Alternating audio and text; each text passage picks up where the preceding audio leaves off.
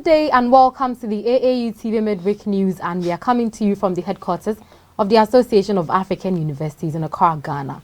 My name is Lydia Nyame. With me are Jimaima Deladem Tucci. And my name is Ajaman Otredako.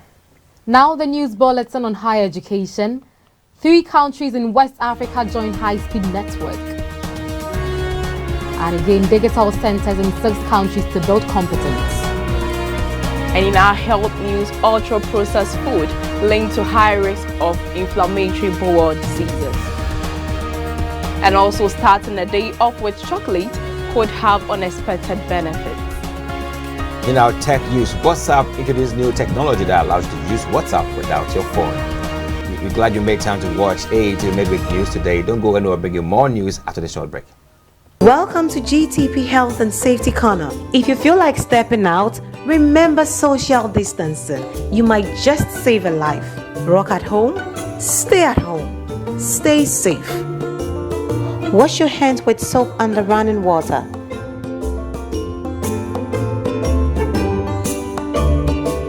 Spaced out but still in touch. Check in on your loved ones and stay safe. GTP, timeless. Welcome back from the break. And 3 African countries, Benin, Burkina Faso and Côte d'Ivoire, have connected to the specialized internet network for research and education enabled by the West and Central Africa Research and Education Network. This represents a step forward, while most countries on the continent still lack adequate digital infrastructure and systems to support higher education during the COVID-19 pandemic. The connection of the 3 countries to WACREN network was partly funded by the European Commission through Africa Connect 2, a project aimed at supporting high-capacity internet networks for research and education across Africa. According to a World Bank report, Africa contributes only 3% of the world's research output. Reasons for this include inadequate digital infrastructure and a general lack of political will to change the status quo. Another key challenge is the largely unregulated and uncompetitive telecommunications market in the continent's 4 corners, including West and Central Africa. The situation has led to an undesirable monopolistic posture on all levels of the connectivity infrastructure, from cable landing stations to connectivity within a city, between landing stations, connectivity to points of presence within a city, or international connectivity to landlocked countries. This makes the addition of the 3 francophone countries to WACREN network all more important. More researchers, scientists, lecturers and students can now access high-speed, secure data communication networks for specific collaborations to discover solutions to local and global problems. Well, there we have it. 3 African countries, that's Benin, Burkina Faso and Côte d'Ivoire, join high-speed network. But first of all, let's find out more about WACREN, who they are and what role they play to support African higher education institutions. I'll say WACREN is West and Central Africa Research and Education Network, and they aim at providing a lot of services, including video conferencing, network performance, internet connectivity, internet security, and web hosting services. One aim of WACREN is providing a world-class infrastructure and service for our higher education institutions. That is based on the West and the Central Africa research institutions that will help aid in development. Okay. We all know that research access, our access to research with regards to learning material and communication is very important when it comes to our higher education institutions. Sure. And WACREN is supporting the African higher education institution through projects. And one of the projects they are on right now is the African Connect project.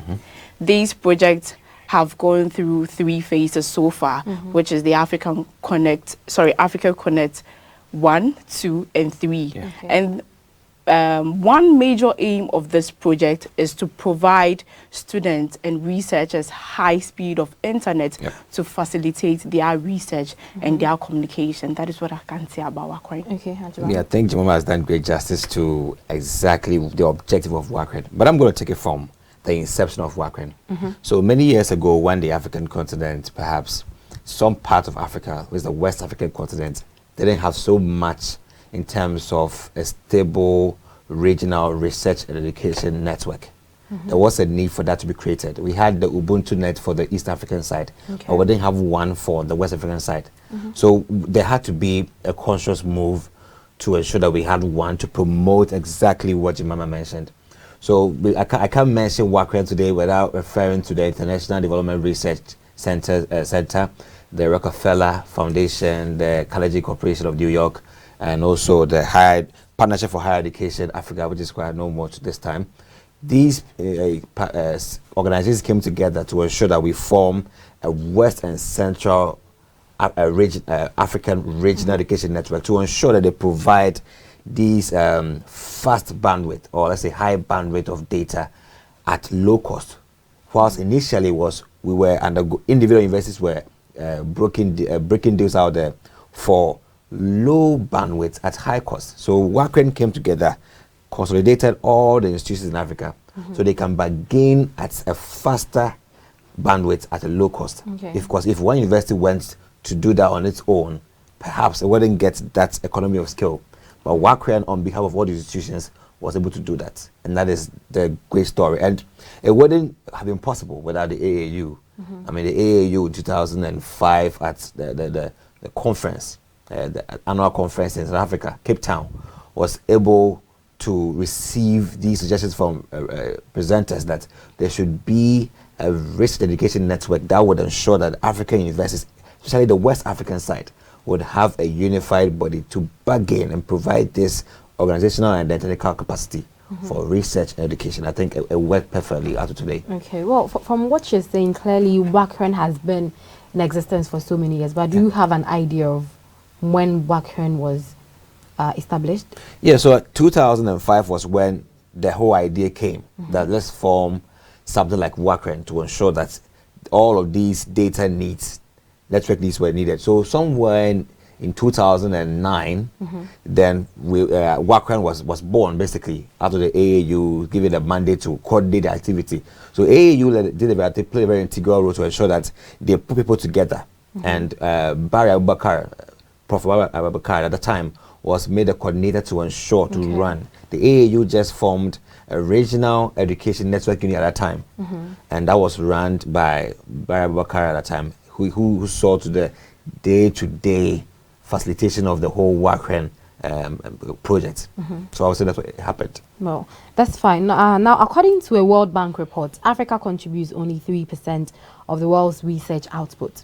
Reasons for this include inadequate digital infrastructure and a general lack of political will to change the status quo. But first of all, what does it mean to have inadequate digital infrastructure as a continent? I would say digital infrastructure refers to digital technologies that help, the foundation of an economy, let me say a nation, with regards to their information technology and operation. And this include fixed broadband, mobile telecommunication, data centers, application, and then others. And we know that the digital world creates room for efficiency. So if a nation is lacking in digital infrastructure, then we know that the country, or let me say the continent, is actually not developing as it should be. I'll make an instance comparing the African continent and the European continent. We see there is a clear difference that the European continents are higher than, the African continent. And, even though the African continent is making headway in development, you go to, you go to hospitals today and you find you have to go look for your card when someone is in, a deep mess, or let me say the person is suffering from health conditions. In Ghana here, or let me say most African countries or something, you have to go look for the person's card before they can be attended to. But in the European countries, they have a database where they can just search for your name and they will see your records and you are good to go. So that is what I would say about digital infrastructure. Sure. I would like to add that, information sourcing, information sharing, information refinement, these are all done with regards to how strong your capacity is. And we say that Africa is lagging behind. We always say Africa is behind. Why? Because we do not have these so-called digital infrastructures to help us match shoulders or rub shoulders with our peers all over the world. They are able to go faster with data. They're able to refine faster, bring out results faster. But we take so much time because perhaps we are so stuck and used to the old traditional and antique ways of gathering data. Today, people want to print out questionnaires on paper and then distribute to people for them to be taken. Whilst we have platforms like SurveyMonkeys that can help you organize it and then get your analysis at that very moment. This is the kind of that is the trajectory we're talking about here. Where do you wish you align yourself to? Do you have what it takes to rub that shoulder with the global standard? That is where we find ourselves. Africa's trajectory is that we have not been able to develop our digital capacity to be able to get to that level and be smart on getting things done. Well, you know, beyond the reasons mentioned by the World Bank report, what other reasons could contribute to Africa's low output in terms of research? I'll talk about funding. Okay. Yes. Research, we all know, demands a lot of funding, moving from one place to the other to be able to get a good result in your process of research. So I would say funding is one of the things that should be looked at when it comes to our research, because we need the funding to be able to come out with a good research work. Okay, yeah, and I think apart from funding, there's also this sort of national or political efforts, and I think I want to bring that part in. Okay. Why do I say this? Bear with me that there are lots of researches that are done in this country or in the African continent. Believe me, you have no idea. Recently, there were some studies about how to use steam sterilized, not necessarily sterile mosquito net, to repair hernia. And this study was undertaken by one professor, Frank Arbese, somewhere in Kumasi. And we also have another research study about the use of Purdue improved crop storage. Some new sacks or new bags that are used to store cereals and not decay. All of these things are going on within the African continent, in Ghana particularly, but nationally we're not aware, right? Education, attitude, knowledge of all these studies are not so known. Why? Because there is no effort, there is no system that is able to help these ideas to propel or to encircle all over the country. They are just hidden for foreign usage and not here. So I think political will, implementation of policies, policymakers ensuring that when these studies are released and published, they should be given the attention it needs. They should be given that public forum, public education, and public patronage, so that researchers in Africa will be encouraged to do more. But if you just do it and you're supposed to do all the promotion, education yourself, believe me, you will break out, you will break down, you will burn out, and you will just lose out, because this is not for your consumption, it's for a national good. So I think the political will from our governments, from our policymakers, should also be seen. We should see their efforts to ensure that all these findings are taken into law. Okay. You know, that was actually part of the World Bank's reasons. I just felt it was quite an ambiguous statement to make, don't you think? Well, I mean, it's sad. So many years ago, it was 2% of African research, GDP of African research, which goes nowhere. 2% out of 88% worldwide, or 98% worldwide, means that the whole globally, Africa produces 2% of out of 98% or 100% of what the world brings out. That tells you how you wish to develop, because research complements development, or development complements research. So if you don't research, I don't think you are really ready to develop or get things better. And it's a wake-up call on all African governments that we need to keep or turn our eyes to our researchers, provide the funding they need, and give them that public, or give their findings the public patronage it needs. Well, research and development indeed complement each other. And still on higher education, African universities, in partnership with the Swiss Federal Institute of Technology Lausanne in Switzerland, has launched centers of competence in digital education at the AAU's recent General Conference held virtually from 5th to 8th July. The Digital Competence Initiative will receive funds allocated by the International Development Association of the World Bank. Thereafter, 6 universities will be selected through a competition to promote sustainable integration of digital education as a means of raising the quality of education and the skills of those who qualify. Personnel will be trained, and the project is scheduled to be set up between September 2021 and July 2022. The selected centers will contribute to the design, production, and distribution of massive open online courses. In addition to this initiative, there is the Africa Higher Education Centers of Excellence ACE project, still financed by the World Bank. It aims to help higher education institutions to specialize in the areas of science, technology, engineering, mathematics, agriculture, and health. The project also aimed to promote regional specialization in the participating universities in areas that would meet common challenges and that would advance quality education provisioning. It should also benefit 11 countries, including Benin, Burkina Faso, Côte d'Ivoire, Djibouti, Gambia, Ghana, Niger, Nigeria, Senegal, Togo, and Guinea. There we have it, digital centers in various countries to build competence. Now, let's find out how these digital centers would contribute to economic growth. So I would say the economic growth in this regard will focus on development through research. And it is obvious that many economies were able to attain the heights that they are through access to information and research. So with this establishment of our digital centers, it will help create room for more practical execution of our ideas and create room for us to also get involved or get access to our literature and research, which will help translate our reality into development. Okay, Hajiman. I think I'll have to quote from the EU AAU Digital Partnership Agreement, which one section talks about the integration of digitization in every discipline, especially in technical vocational education training. Why? Because they have seen that the world is actually moving to a point, exactly the fourth industrial revolution, whereby everything that we do is digitized.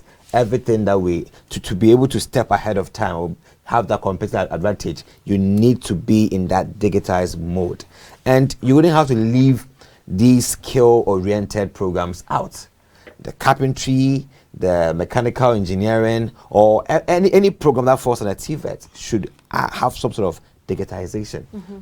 For example, basically, we have a carpentry student who just finished school, and would he want to still go back to those old ways of doing business, whereby you have your carpentry shop located at a junction and you put a signboard that locates me here? Why don't you set up your business on Facebook or on Instagram and start saying, okay, meet me here, or start taking videos of you doing the furniture to build that customer base. This is the future, where things will move beyond traditional to much more online, digitized platform. And we are not leaving anybody out, or even them at all. This means that the will to enhance technical and organizational capacity in digitization matters to our growth. The African continent, agriculture, mathematics, engineering, science, technology, these are the key pillars to run. And I always want to refer to Honorable Aliu Bandara Juf, Minister of Higher Education in Gambia, who said that they have seen the vision and they want a Gambia where the young people are able to create a solution digitally.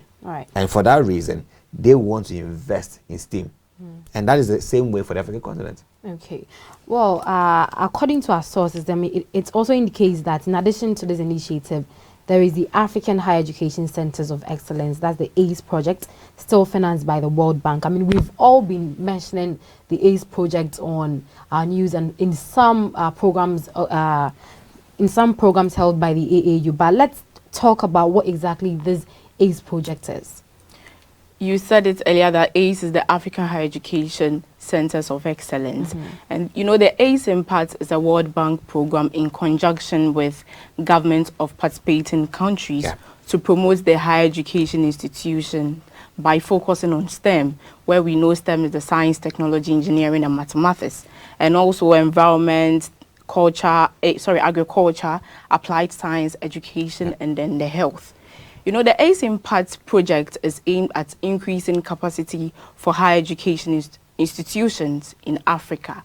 And the first phase, which is the ACE 1, began in 2014, where they established 22 centers of excellence in 9 West and Central African countries. Sure. And these countries are the Benin, Ghana, Gambia, Burkina Faso, Cameroon, Côte d'Ivoire, Nigeria, Senegal, and Togo. Okay. Great. You know, just as Joanna mentioned, that these ACE centers are like specialized centers where leadership, training, research and development practice, and also the best practice of every discipline is intensified. So I'll just refer to one here in Ghana, which is one of the ACE projects, WACREN. So where we undergo research to be able to find out medicine about pandemics and disease controls. All of these things perhaps are just the specialty of how our economy can grow, relying on the prowess and the capacity of these centers. If we had more ACE centers, perhaps, we would see that things perhaps would not be the same in our continent, where we'll have very refined findings of basic phenomena. And then we move on. So I think it's a good idea that the World Bank is pushing these centers of excellence, and also ensuring that we have more digital centers. Well, finally, the project also aims to promote regional specialization in the participating universities in the areas that would meet common challenges and would also advance the quality of education provisioning. How will the issue of promoting specialization contribute to Pan-Africanism? Great. I mean, it's an amazing idea that Africa's unity and integration matters so much to discourse. And why do I say this? Now, if you divide our countries in Africa, basically, we should have strengths all over the place. Now, Ghana is known for one particular thing that we're strong in. Nigeria is known for one unique thing they are strong in. Every country in Africa has that stronghold in one thing. So if the African Center of Excellence is ensuring that every country has a speciality of which they will promote, and eventually we will see Pan-Africanism, I think is the way to go. For example, in Ghana, we are trying to, let's say, enhance digitization. Ghana is now renowned as one of the countries with the fastest internet in the whole of Africa. Now, with that kind of strength, other countries can they leverage on this strength? And let's say a country like Egypt, none of Africa is one of the countries with the greatest research findings. Can we also leverage on their capacity? So we can go on and on and on, and then interrely on each other to be able to benefit each other. Rather from just having everything on your own, you just specialize in this area, and others to specialize in their own. At the end of the day, we bring our strength together. We have one Africa, strong and dependent on itself. Independent, sorry. Sure. So in our health news today, a higher intake of ultra-processed food is associated with high risks of inflammatory bowel disease, a new study finds. Ultra-processed foods include packaged baked food and snacks, fizzy drinks, sugary cereals, ready meals containing food additives, and reconstituted meat and fish products, often containing high levels of added sugar, fats and salt, but lacking in vitamins and fiber. Inflammatory bowel disease is common in industrialized nations, and it is thought that dietary factors might play a role, but data linking ultra-processed food intake with inflammatory bowel disease are limited. To explore this further, an international team of researchers drew on detailed dietary information from 116 and 87 adults aged 35 to 70 years living in low, middle, and high-income countries who were taking part in the prospective urban-rural epidemiology study. Prospective urban-rural epidemiology is examining the impact of societal influences on chronic disease in different countries around the world. Participants were enrolled in the study between 2003 and 2016 and were assessed at least every 3 years. Over an average follow-up of 9.7 years, new diagnoses of inflammatory bowel diseases were recorded. During this time, 467 participants developed inflammatory bowel diseases. After taking account of other potentially influential factors, the researchers found that higher intake of ultra-processed food was associated with a higher risk of inflammatory bowel disease. For example, compared with less than 1 serving of ultra-processed food per day, they found an 82% increased risk of inflammatory bowel disease among those who consumed 5 or more servings per day, and a 67% increased risk of 1 to 4 servings per day.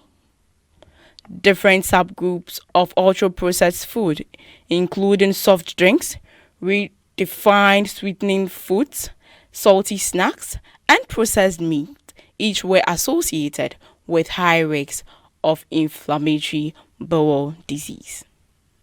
So this is interesting, but I would want us to differentiate what inflammatory bowel diseases are and what ultra-processed foods are. Lydia? Right, I would want to start with inflammatory bowel disease, and probably Ajama would take ultra-processed food, right? Exactly. Yes. That's perfect. So IBD is basically a term used to describe disorders that involves chronic inflammation of the digestive tract. Okay. And these IBD has been grouped into two. There's a Crohn's disease, and then there's the ulcerative colitis. Okay. The Crohn's disease basically affects, the disorder affects the large intestines, Okay. and then the rectum. Okay. And then with the ulcerative colitis, it affects the mouth, the esophagus, the stomach, and then the small intestines. Yes. Ajimani? Yeah, I mean, the link here basically with the issue of ultra-processed foods and how they can increase the tendency of you getting or getting infected with an IBD. Okay. As an ultra-processed food is any food that has gone through multiple processes. And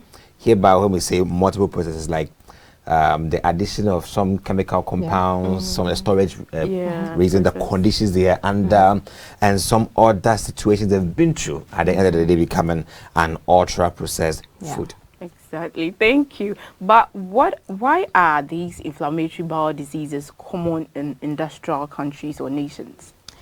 You know, the food we take in hugely affects our risk of getting IBD or not. Okay. And ultra-processed food, the study says people who take in so much ultra-processed food are likely to get IBD. Yes. And I would want us to first of all find out some examples of IBD. Perhaps that would give us a Help broader us. perspective of what we are talking about. Exactly. So examples of ultra-processed food include soft drinks, there's chocolates, there's cereals, there's a whole lot of it. exactly. And if you paid very critical attention to the list of ultra-processed food I just mentioned, you'd realize these are things that people who find themselves in developed countries taking a lot. They take in a lot of drinks, a lot of cereals, a lot of chocolates, and these comes with really bad effects on you, especially if you take it too much. So I think that explains why IBD is so common out there. You know, these are also convenient foods. No, I don't have to buy biscuits. I don't have to buy fly and bake whilst there's a biscuit already with a bottle of Coca-Cola. I mean, you just grab a Coca-Cola and you have your biscuit, then you just consume, and you're okay. So, I mean, people live in a very industrial environment whereby you don't even have time for yourself. You wake up early in the morning, you have to go work for many hours to make much more income for yourselves, sleep very late in the evening. When is the time you have to cook something for yourself? Yeah, that's so true. for a heavily industrialized area like the Europe and then the Americas, it is that kind hard to say I want to dedicate my time to cooking homemade food rather than just relying on convenient foods. It's the way to go. You know, recently there was a study, a study that was commissioned by Heart and Stroke in the US, and it says people in Canada consume almost 50% of their daily calories from ultra processed food. So I mean, this basically says it all. Okay, so moving on health news, a new study of postmenopausal women has found that eating a concentrated amount of chocolate during a narrow window of time in the morning may help the body burn fat and increase blood sugar levels. Eating milk chocolate every day may sound like a recipe for weight gain, but a new study of postmenopausal post-menopausal women has found that eating a concentrated amount of chocolate during a narrow window of time in the morning may help the body burn fat and increase blood sugar levels. To find out about the effect of eating milk chocolate at different times of the day, researchers and investigators conducted a randomized, controlled, crossover trial of 19 postmenopausal women who consume either 100 grams of chocolate in the morning within 1 hour after working time or at night within 1 hour before bedtime. They compared weight gain and many other measures to no chocolate intake. Researchers report that among the women studied, morning or night time chocolate intake did not lead to weight gain. Eating chocolate in the morning or in the evening can influence hunger and appetite, as the study says. A high intake of chocolate during the morning hours could help to burn fat and reduce blood glucose level. Evening or night chocolate altered next morning resting and exercise metabolism. Findings highlight that not only what, but also when we eat can have an impact on our physiological mechanism involved in the regulation of our body weight. Interesting. I can just imagine how the chocolate tastes. But I would want us to talk about the, some little benefits, or let me say some benefits of taking chocolate as an individual. You know, Joma, I would come to that, but you said you can imagine how chocolate I tastes. know, Does that mean you you've not see? tasted chocolate No, I have, before? but you know, watching the video, it's, you know, it gives me another impression, you know, another taste of chocolate. Maybe I'm yet to I taste. get that feeling. I get it. You know, clearly chocolate is nutritious. Yeah. No one can take that away. Exactly. But what we also don't know is chocolate contains a decent amount of soluble fiber, which is so much loaded with minerals. Okay. And we all know the benefits of minerals. Yes. So imagine getting all these minerals from chocolates. Clearly, chocolate is nutritious. So, and I also know that chocolate improves blood flow and also lowers blood pressure. And this is because chocolate has bioactive compounds in it, and these compounds is what ensure that it improves your blood flow and also lower your blood pressure. You know, I think from today onwards, I'll be taking chocolate every morning. But you know, too much of it is No, bad. you know, Oh. taking in a lot of sugar would You know, increase your risk of getting high cholesterol, Well, just so you know. did we just And we see- just Before you- talked about Exactly. IBD. Didn't we just We see- talked about IBD. But you saw that chocolate lowers your glucose in the blood. But you know It that, does. Blood but you know glucose. that too much of everything is bad. Even if the thing is good and you take it overdose, It you also know, lowers your cholesterol. You know why? I think it's the kind of chocolate you are talking about here. well, We Okay. have kinds of chocolates. Kinds Okay. of, the Exactly. natural, original, the artificial. exactly. Artificial chocolates are just artificial oils made up of about 300 compounds just to get the right flavor and the right texture. So then which of a which chocolate. ones are the artificial and then which ones So are the natural? the artificial ones are more like they lose out in terms of texture. Okay. Oh, okay. An original chocolate is hard, it's firm. You break it, you hear a sound. You know, cut.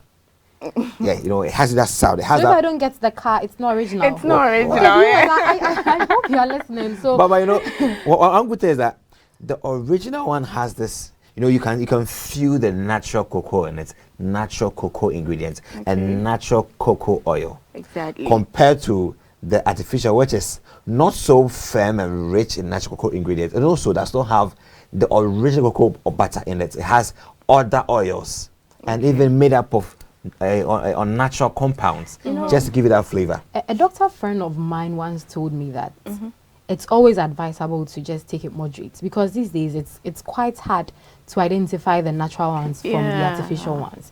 Like you said, the artificial ones are just made by butter, normal butter, but Yeah, then any kind of butter. exactly, but it's hard to identify that this is artificial or this is natural. So you just take it in moderation, I think. I think the name is synthetic chocolate. Perhaps, Synthetic and you know, chocolate. everything that means is just like the texture wise, it's so soft and flexible. Exactly. Well, I've seen some chocolates out there which are not firm and hard as the original ones. They are too soft and flexible. They melt easily. That was one I of the think, I differences. think it Yeah. depends on the temperature in which the chocolate finds itself, don't you think? Well, I think so nice. though, but I think the basic line between these two, apart from the latent is we can see that with the ones you can see, the texture of the chocolate in its sense also tells you either if it's the original one or a synthetic one. Right. So viewers, let's try and take the original chocolate. Don't go anywhere as we bring you science and technology news after this short break. Welcome to GTP Health and Safety Corner. If you feel like stepping out, remember social distancing. You might just save a life. Rock at home, stay at home, stay safe. Wash your hands with soap under running water.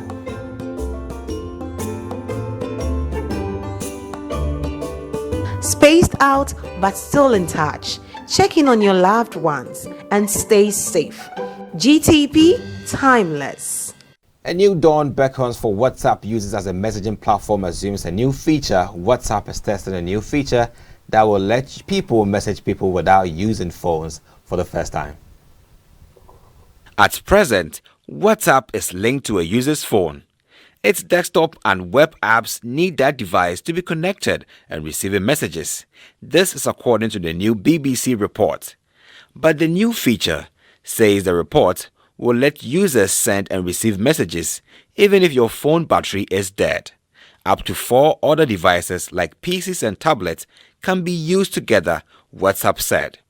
To begin with, the new feature will be rolled out as a beta test for a small group of users, and the team plans to improve performance and add features before enabling it for everyone.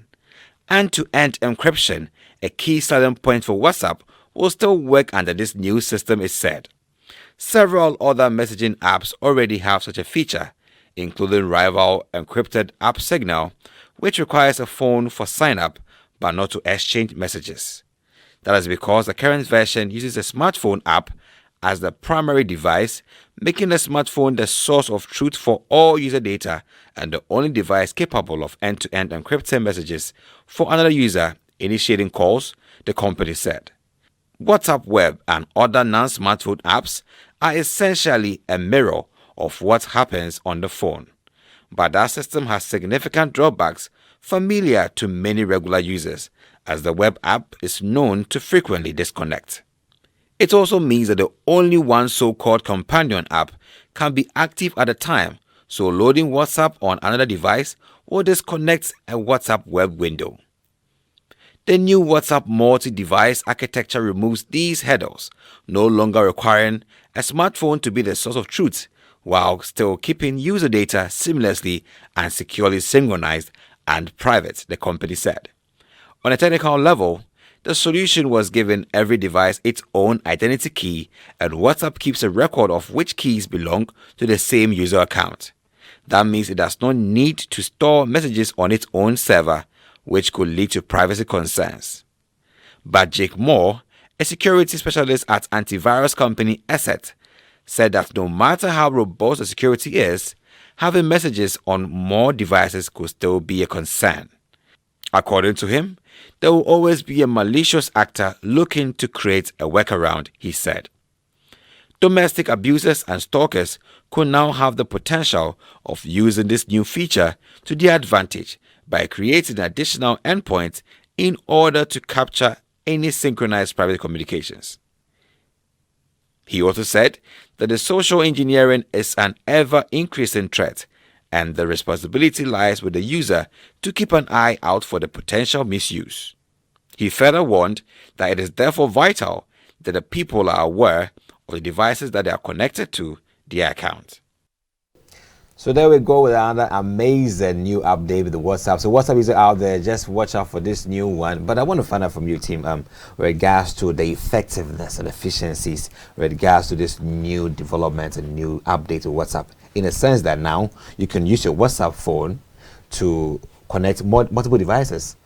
Even when your phone is off, which is the true device, you can still use other devices you're connected to do your messaging. How do you find this? You know, I would say this innovation might have its negative and positive part of it, but I will talk about the positive part of it. I believe this innovation is rather efficient and convenient, because before this innovation came, when you want to use WhatsApp on your laptop or on someone's laptop, you would have to connect the QR code, yes, the code to the laptop before you can be able to access your WhatsApp platform and use. But this innovation is trying to say that with or without your phone, you can still have access to your WhatsApp on another laptop. Because I think the reason I find this being good is that when you want to send an important information, and let's say your phone is misplaced, you've misplaced your phone or something, I think you can, do this on someone's laptop or on yours, and which will make conveniency and communication, I think, easier. Yeah, sure. So I believe in the convenience that if you initially, when your true device was off, then perhaps you are out of that new device connected. But now you are connected to a new device multiple ones at all, and your true device can be off, but you can still access WhatsApp. What do you think, Lydia? Like Jemima said, this comes with positives and negatives. For me, I think the negative outweighs the positive. Okay. When WhatsApp started, it was just meant for sending messages. Exactly. And then along the line, we started getting other features like the status. We got WhatsApp web. We got WhatsApp call. And now we got, when you're listening to voice messages, you can fast forward it. Yeah. For me, I thought that should be enough. Because when WhatsApp web came, believe you me, people have been getting access to people's messages because you log in on a computer and you mistakenly refuse to log out. Yeah. So when anybody comes, as long as your phone is nearby and your data is on, they get access to your information. That's not safe. And as if we haven't seen enough, WhatsApp comes in with this big, oh, come on. I think it puts a very big question mark on our privacy. Because if you can log in your WhatsApp on a computer or any device without your true phone. Is that what you said? Yeah, true device, which is the center, through which you're able to connect to other devices. That true device can be out of use, and you can still use the WhatsApp. It puts a very big question mark on WhatsApp, because anybody at all can just log in and then just use your computer, even without your knowledge. Exactly. So I think it's probably going to be more convenient. For me, I think the negatives outweighs the positives. I think you sound like Jake Moore, expert from ESET, who said that perhaps this can also be an indictment on security and also data safety. But, he was just adding that it can be better if perhaps you're able to keep track of every device you use, apart from your true device, your mobile phone. Sometimes you would be in a hurry and forget to log out. But in the first place, I don't even know why you would use multiple devices. Yes, fine. You don't have a laptop. Jemima, I think I'm beginning to have a problem. Let me just make a suggestion. Why would you log your WhatsApp on different laptops in the first place? Like you said, for convenience reasons. Yeah, but then okay, fine. You don't have a laptop. I think you should use a laptop of maybe someone you can, you have that connection with. You just don't go out and log in your WhatsApp on anyone's device. I think that is where the problem will come from. If you should know maybe this particular laptop, you can get it at any time because you don't have, then I think your privacy is a little bit secure. But I mean, this can be a good thing as long as users do not forget to log out. Exactly. Yeah. Well, this is where we end today's news, and in wrapping up, let's take a quick recap of our headlines. On higher education, 3 countries in West Africa join high-speed network. And again, digital centers in 6 countries to build competence. And in our health news, ultra-processed food linked to higher risk of inflammatory bowel diseases. And also starting the day off with chocolate could have unexpected benefits. In our tech news, WhatsApp introduces new technology that allows you to use your WhatsApp without your phone. And I'll thank you very much for staying with us. And my name is Lydia Nyame. And I am Jemima Deladen Duchi. My name is Ajiman Oshodako. We're glad you had time to watch the AAU TV Midweek News on AAU TV. And don't go anywhere, just keep watching our programs. Have a nice day and stay safe.